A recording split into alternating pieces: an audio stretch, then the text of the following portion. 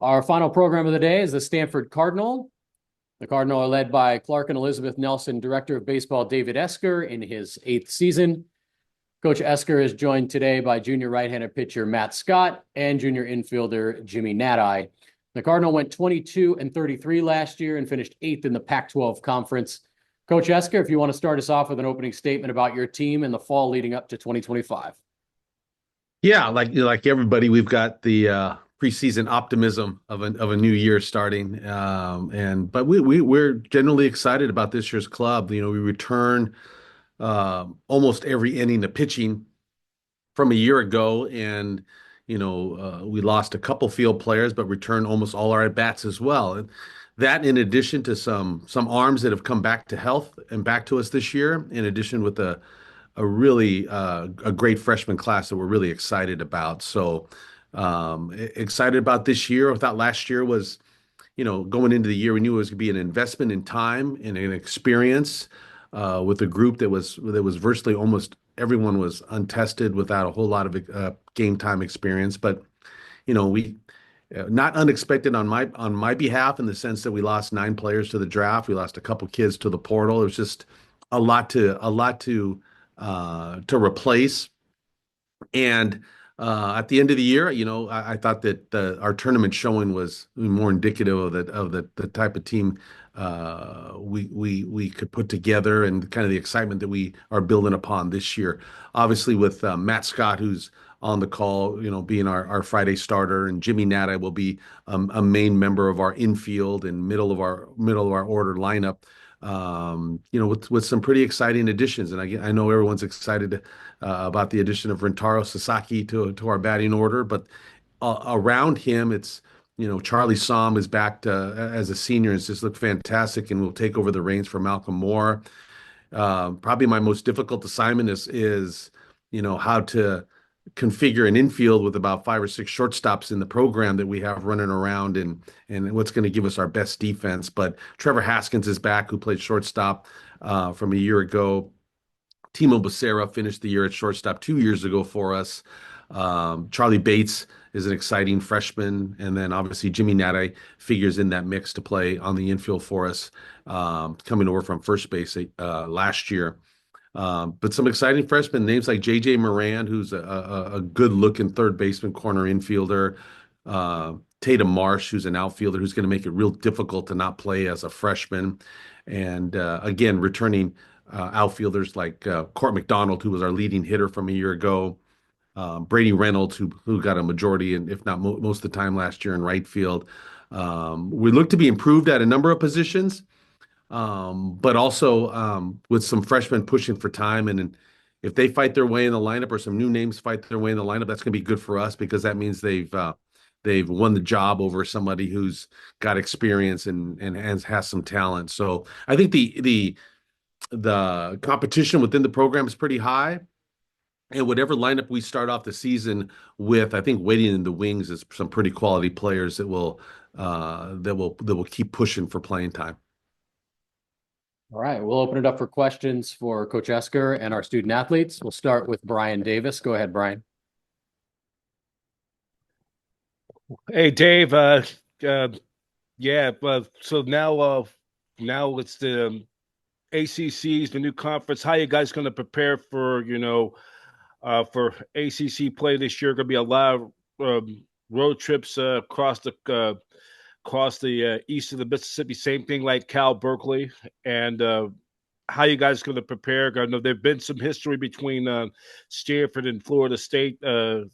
In Miami, of course, they're not. I don't think they'll play Miami this year, but the Stanford, Florida State, they had some iconic games. I think it was in the '99 College World Series where Stanford was in the winners bracket and Florida State had to beat you guys twice to get to the champion, or Stanford had to win one of two against Florida State to get to the championship finals to play Miami for the national championship, and then you guys also played Florida State in the Super Regionals and played back when Mark Marquez was head coach, was playing them in non-conference games early in the year. What are your thoughts now transitioning from the Pacific 12 Conference to the Atlantic Coast Conference?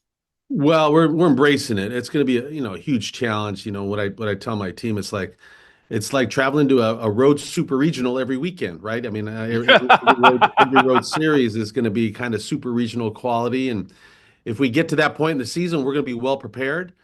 But yeah, on the road playing the likes of Boston College, Clemson, Virginia, North Carolina State, and then in addition, the conference tournament, we're going to be well versed on how to play quality competition on the road, and that will serve us well. And if we get to our ultimate goal of getting to the playoffs, and then a super regional, and then ultimately, if you get to Omaha, you're going to be playing quality teams away from your home park.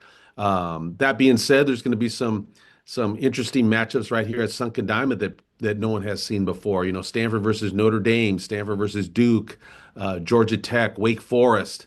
Those are matchups that you don't normally see at Sunken Diamond, but those are going to happen this year for real. And it's an extremely competitive conference, and so we're looking forward to it. It'll prepare us if we make it through the gauntlet and get to postseason play.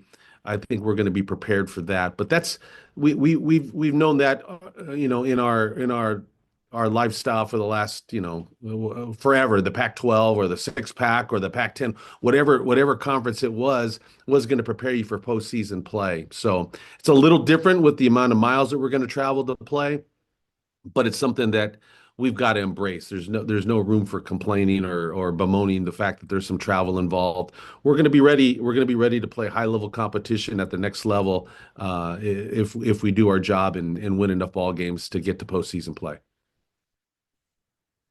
Our next question will come from Steve Kroner. Go ahead, Steve. Dave, how you doing? Good, Steve. Hey, this is kind of a follow-up on what Brian just asked you, and I asked a similar question to Mike about an hour ago.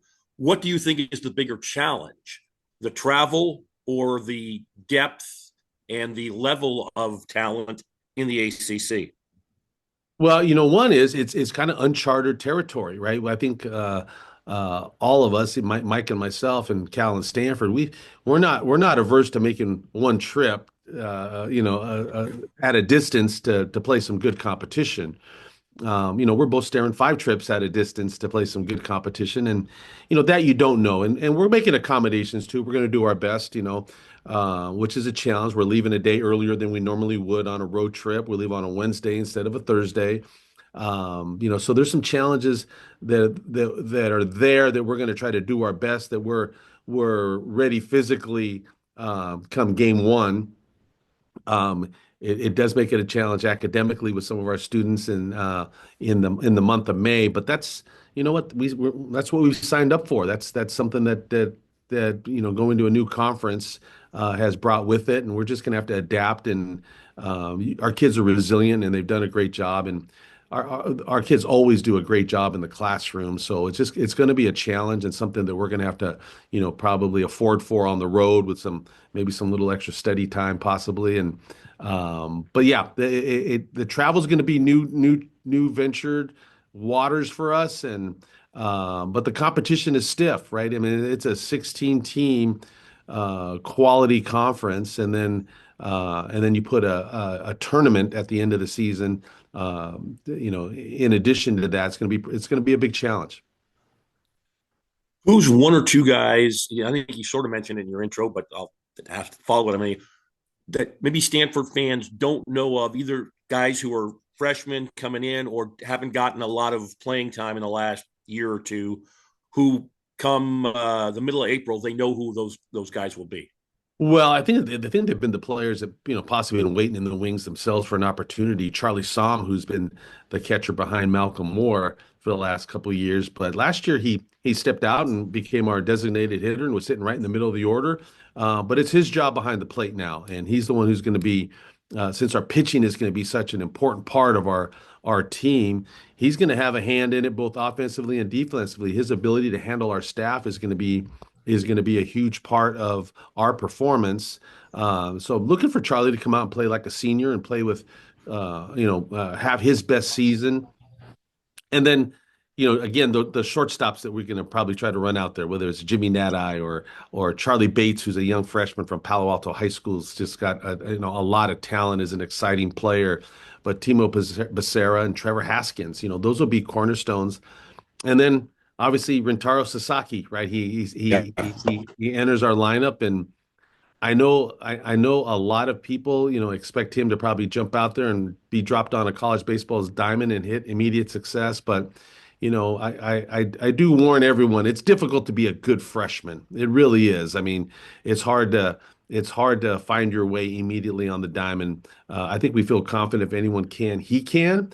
But that being said, we've had first rounders, whether it's the Nico Horners or Tommy Troys of the world who have left this place, future major leaguers and first round draft choice.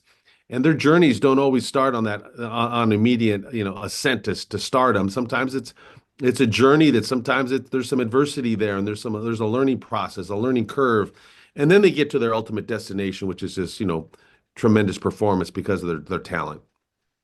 Fair enough. Good talking to you, David. We'll go to Ben Parker. Go ahead, Ben.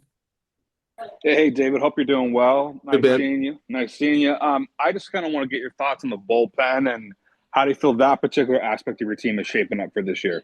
Yeah, excited about both sides of the pitching staff. One is the starters, right? And it starts with Matt Scott, Christian Lim, and Joey Volchko, who which Joey's probably the newer member of that starting rotation. But last year Joey beat Oregon State in the conference tournament, which was a big outing, and I think that's when we really found out that maybe better suited to starting and getting the ball to start instead of maybe at the end of the game, which we all felt like, God, Joey with a 97, 98 mile an hour fastball, you just stick that guy and get 3 outs. But he showed to be very well matched to being a starting pitcher. We play a number of 4-game series early on in the year, and I'd like to be able to develop 4 starters and then probably develop some roles and see the best three that can come from that. Freshman Parker Warner has showed very well during our scrimmages. So that's another name that you may hear out there. The bullpen and the back end of the pen, I'm kind of excited about. We've got some options. I think we're going to find out who's best suited to get the last 3 outs or even the last out. But we got some arm strength in the back end of the bullpen. Aiden Keenan, who firstly was not available to us a year ago, but may have been our best freshman last fall leading into the season. Got sick right at Christmas, lost about 15 pounds, never really got back to strength, but he's back at full strength. Torrin O'Haron had finished some games for us as well. Ty Huber was not available for us at all last year. He's come back and he's throwing the ball extremely well. Trevor Moore, that's another name. Trevor Moore was the reliever of the year at Cape Cod this past summer. So, between those 4 names, I think we're going to find 3 outs if we have a lead at the end of the game, I'm hoping. But then, in and around that, if they don't end up finishing the game, is it someone who can help us shorten the game? Is it someone we can get there into the 7th inning and then go 7, 8, 9 and hopefully take a little bit of pressure off our starting pitchers? If they can get us through 6 with a lead, maybe we can piece that thing together with some of those names. But in and around that, there's been some other pitchers that have a chance to pitch in the middle that's very competitive. Ryan Speciak, who trial by fire, baptism by fire a year ago, had 17 appearances in a year that maybe in a normal year would have had very few. But he's come back better than ever. Ben Reimers is another name with a ton of appearances a year ago. Not a lot of success, but a lot of experience, having gone through it. Cassius Thomas is another, 94 to 96 mile an hour arm that I feel like he can get 3 outs if needed at some point. Cohen Gomez, another freshman who will probably battle for some middle relief and relief innings. So I'm pretty excited about the number of choices we have, and I think that competition will just make us better. And I think when we start to figure out some of these roles with some of these challenging weekends as the season starts, whether it's the 4 games at Fullerton, 4 games versus Washington over 4 days, 4 games in 3 days versus Xavier, I think it'll push me to use some names and see if some of these pitchers who can help us out during an ACC weekend in a very challenging conference. And then just quickly for the players, if you could just talk about what areas of your game you guys are most focusing on and to improve for this year. Well, I think for us a year ago, the challenge with inexperience is, how you compete on Friday and Saturday night against a bona fide Friday night starter, Saturday second best guy, right? I think that's where our inexperience kind of shows up, right? When you get a guy at second base or third base, runner in scoring position, now the guy's going to pitch you a little different. He's going to maybe lean on his breaking pitch a little bit or try to pitch you backwards, more challenging sequences. I think that's where the growth of our team is going to be. How do we compete against that Friday, Saturday night stud, and how do we score enough runs and defend well enough to support our Friday night and Saturday night pitcher? I think in both those areas we weren't as good as we'd like to be, just with inexperience and youth and just growth a year ago. I think we're going to be better defensively. I think our pitching staff's going to be stronger. And I think when we put runners at second and third, I think we're going to be able to come up with a clutch hit more often than we did a year ago. Same question for Matt and Jimmy. What have you guys been working on over the fall heading into this season? Yeah, I mean, the biggest thing I've been working on is just really raising the floor on my third and fourth pitch, being able to throw all four pitches to lefties and righties, kind of mix up the splits a little bit. I mean, last year I was heavy fastball slider, so the main goal was to really, improve those, the third and fourth weapon to kind of be able to get through the lineup two or three times. Yeah, for me, I think a big thing, just the mental game. I think that's a part of my game that I'm always trying to improve on.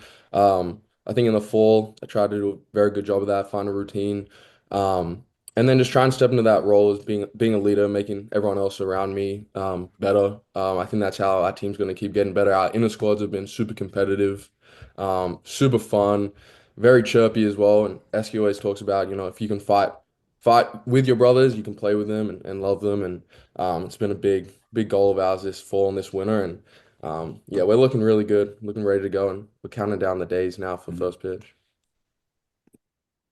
Got about 10 minutes left with the Cardinal. We'll take questions from Eric Sorensen, then College Baseball Weekly, John Puri, and Carson Trail. Go ahead, Eric. Hey, this question is for Jimmy, actually. Jimmy, I driving up here, I'm on a ski trip in Utah, but on the way up, I listened to the Rintaro podcast, and I thought you did a great job on that. Just kind of explain to the rest of these guys, like what you were talking about, transitioning from a foreign country like Rintaro's doing as well, but of course he's having to learn English.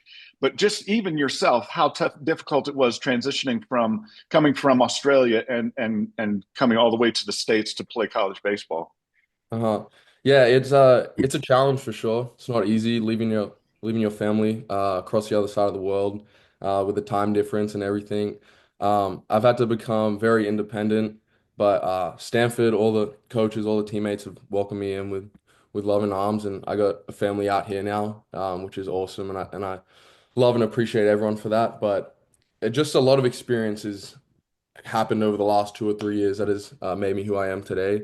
Obviously, not playing a ton of baseball back home in Australia, it's not huge, but just being able to like play freshman year, I got thrown out there and didn't expect to play as much as I did, but I'm glad I did. Got to experience, got to fail, but I got to learn. That's how I think last year I had that success, and then again having 250 at bats under my belt coming into this year, I feel confident, more confident than ever. But yeah, just a big thing is that experience and being able to be resilient. Because yeah, I've had a lot of failure, a lot of learning process over the last couple of years, but that's what it's all about. That's the part of the game. It's what baseball is. You got to be able to come back from it. So yeah, I'd say that's the biggest thing I've learned the last few years.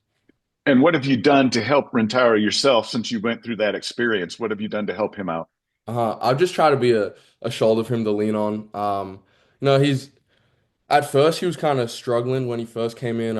During the spring last year, he had some training with us, and I'd just take him aside and say, "Look, it's not going to be easy the whole time.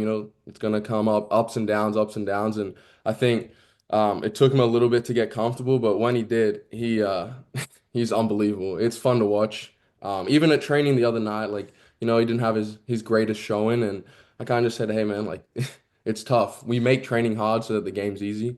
That's what our coaches like hop on, and he's going to be very good. And I know he's got a lot of expectations, and I know that's not going to be the easiest thing for him to handle, and it's not easy for any big prospect to handle. But he's going to be just fine. I guarantee you. And he's going to have a big, bright future ahead of him as well. So I'm excited All for him. right, cool, man. And Matt, for you, since you're the only pitcher here from the team, might as well ask you what's it like to pitch against him, and how tough is it, and what have you seen?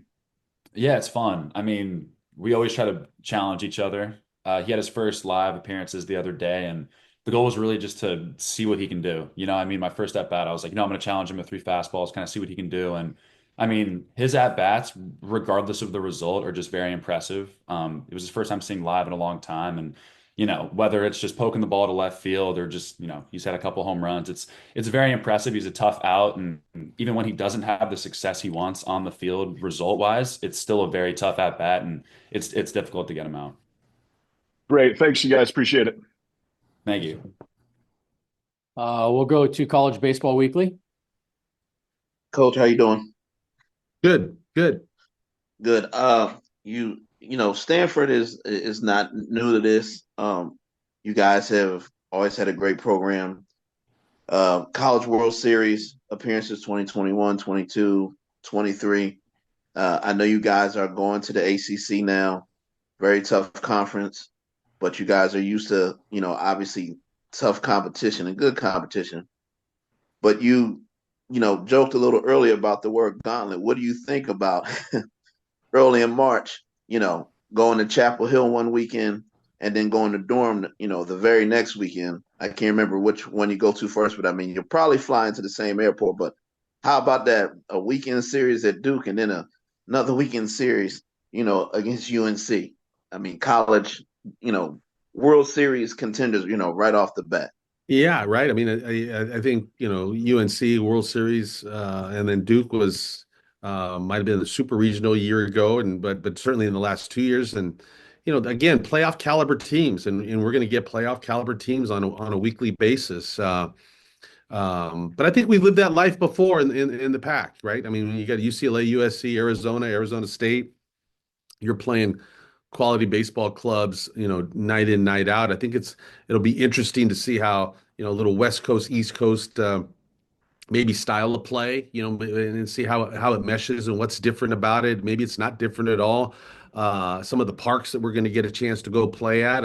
I know some of our hitters are looking forward to, some of the fences are a little shorter at some of those parks. Maybe that plays to our style even a little better. But we'll see. We're gonna have to pitch and we're gonna have to play defense and certainly we're gonna have to count on our offense to put some runs on the board to support that. But I'm looking forward to it. And again, some of the different destinations that we're gonna go to. I mean, I'm looking forward to eating some of the food in some of the different areas. I tell people I'm a huge can't wait to get to Carolina, and there's a couple places that people have recommended we eat there, and then go up to Boston and have some of that Boston cuisine as well. So that's gonna be fun.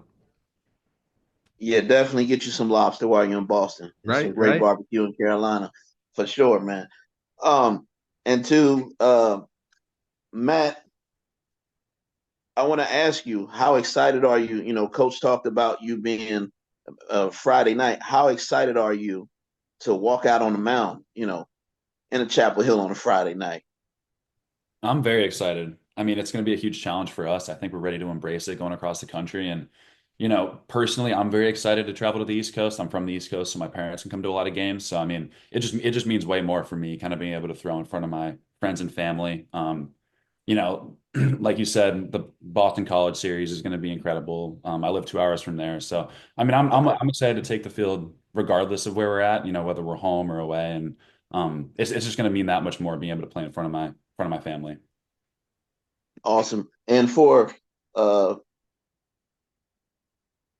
Jimmy, a couple years ago, it might have been before COVID.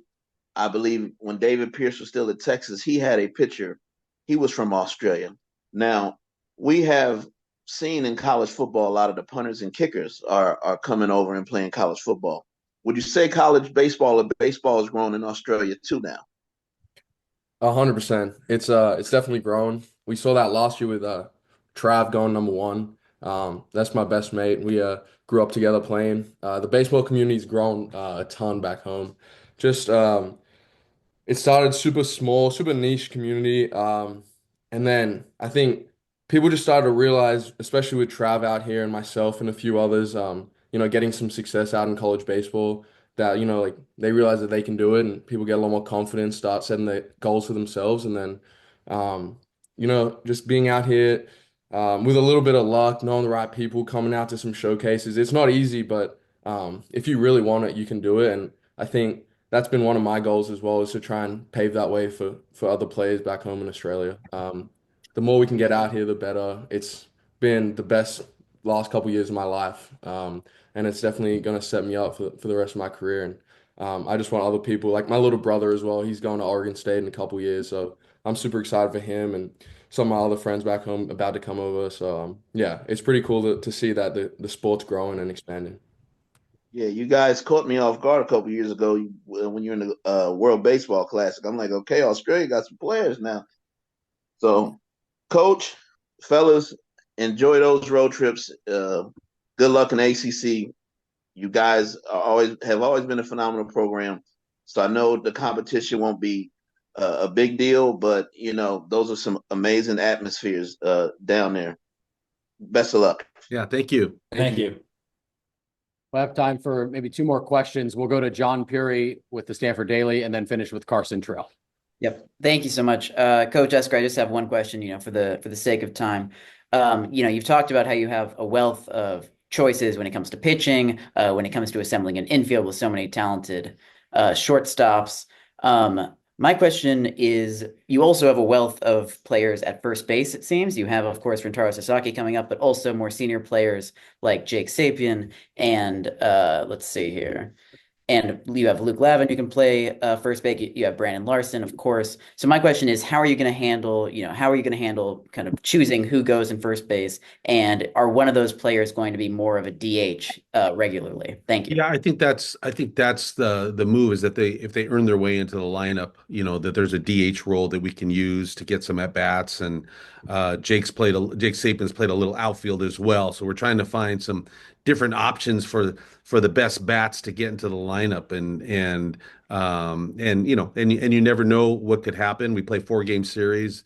If we need to give Rintaro a day off where he DHs and someone else plays first base to keep somebody ready. And then, so I think we're going to try to be creative to make sure that we can spread some at bats around and for the guys who are deserving. And it certainly could be some of those other first basemen. Our final question for the Cardinal will come from Carson Trail. Hey, Coach. So I have a question about one aspect of the game that we haven't really talked about yet, the base running. So how have you kind of seen the team sort of make strides over the past, year plus in the summer and the fall, sort of, possibly being more productive on the bases? Or to what extent do you think that creating havoc, so to speak, is or isn't in store for the team this year as well? For sure. Yeah, no, absolutely. First of all, our first quest is to try to get them on the base more often. That is that would be helpful. And once they're on the bases, hey, just the little things, right? Being able to go first to third, in advance, ball in the dirt. It's not all about base stealing. It's just how can we be better base runners in general. And but the biggest aspect, I think, where we can really help ourselves is, one, getting on the base and then getting a hit once we're on second and third so they can actually touch home plate. I think those are the two biggest base running keys for us this year. But in and around that, we would like to be, have some guys that can run and steal some bases, make good decisions on the bases as well, which I think comes with experience. Last year, I think we were, maybe subject to a couple mistakes just based on the speed and youth and inexperience of the game. And so we're trying to shore those things up, but I'm still waiting for my first 20 stolen base guy here at Stanford. And but I know in the ACC with some of those parks, I know some of the teams might feel that they're giving up too much by trying to steal a base versus trying to hit one over the fence. Thank you. I can pick up on that as well. Oh, go ahead. We talk about June 17th. Every time, every practice, we do base running. We got picked off twice in Omaha against Wake Forest and probably cost us the game. So Eski doesn't talk about it, but we do base running almost every practice. We're on the line. So yeah, June 17th, big day for us, and we've been honing in on our base running. So we'll have a 20 bagger this year for sure. I'm hoping All right. Thank you to Coach Esker, Matt Scott, and Jimmy Nati, and good luck to the Cardinal as it opens the 2025 season with a 4-game series against Cal State Fullerton. Thank you guys. Thank you. All right. Thank you.